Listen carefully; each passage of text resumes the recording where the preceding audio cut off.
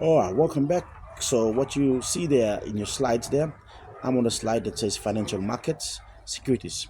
All right, in terms of securities and the management and organization of securities, you would note that the stock exchange is run by a private company, what must be known as the POM Stocks Limited, POM Stocks, and it lists public companies, some of which are also listed on the Australian Stock Exchange. The two share brokers in PNG, and basically what happens is they monitor the PNG stock exchange. Right. In terms of superannuation, we have 10 authorized superannuation funds, 10 licensed trustees, and 2 licensed investment funds, and 5 administrators. So, organizations like NASFAN, Number One Super, are some of the largest funds in PNG with 36,000 members, and net assets of 1 billion and over 800 plus billion in assets. All right, financial sort of system in PNG is overall keeps the Bank of PNG. The size of PNG financial system is right about at 40 billion, which is minor compared to other big companies, industries, and corporations. But that is where we are at the moment. All right, the objectives why we have regulations is because of systematic stability. Financial stability is usually seen as two elements: price stability and stability in the conditions of financial system.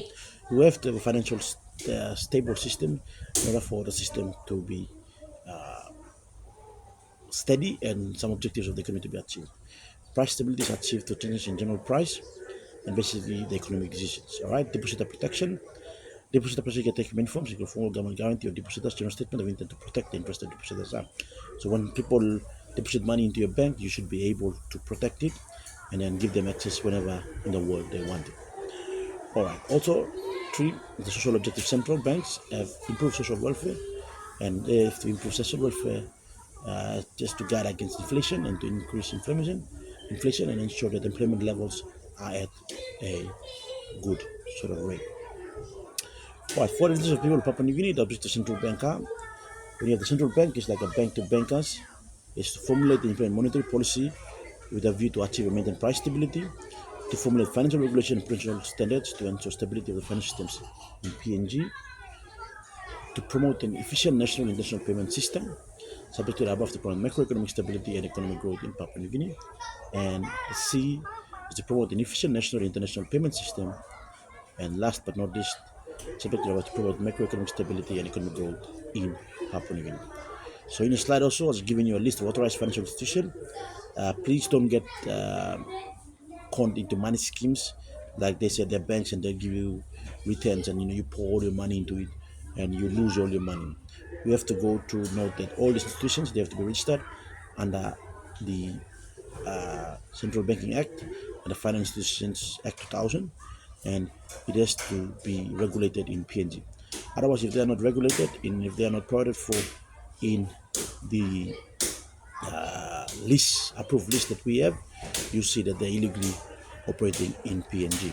So financial institutions are very, very important in any economic and democratic setup. They're some of the richest sort of companies operating in the economy. For instance, Bank of South Pacific in the COVID year, it made 1.2 billion in profit. The year after the COVID year, it made 800 million in profit. So every year, the banks, are turning out a huge sort of profit margin as financial institutions. And Westpac, BSP, all these institutions they continue to make millions in profit. Also, you see those funds, NASFAN, Number One Super, Comrade Trustees, these sort of companies as well. They turn out to make a lot in profit in the way things are going, and there's really a need to basically regulate that industry because of the fact that sometimes banks and financial institutions can be too greedy and they can sort of push markets or cause collapses to the market because of that greed. As a result, one point the earth is in intermediary and they're important in the financial markets and setup of PNG, but also in another point, they need to be regulated as well because the profit mechanism in these financial institutions is very, very high. They always want to make a profit at the expenses of others. So that's basically our lectures on financial institutions. You will know that with them, they basically act as an intermediary, and what they do is they provide a brokerage function and a asset transformative function, and they ease up the relationship between the household savers and the corporation, the borrowers as well. So in that, you'll see that there's a good working relationship between the two in what they do and the functions that they do. All right, now we will look at your third sort of lectures, and we will finish off the topic of corporations and financial markets.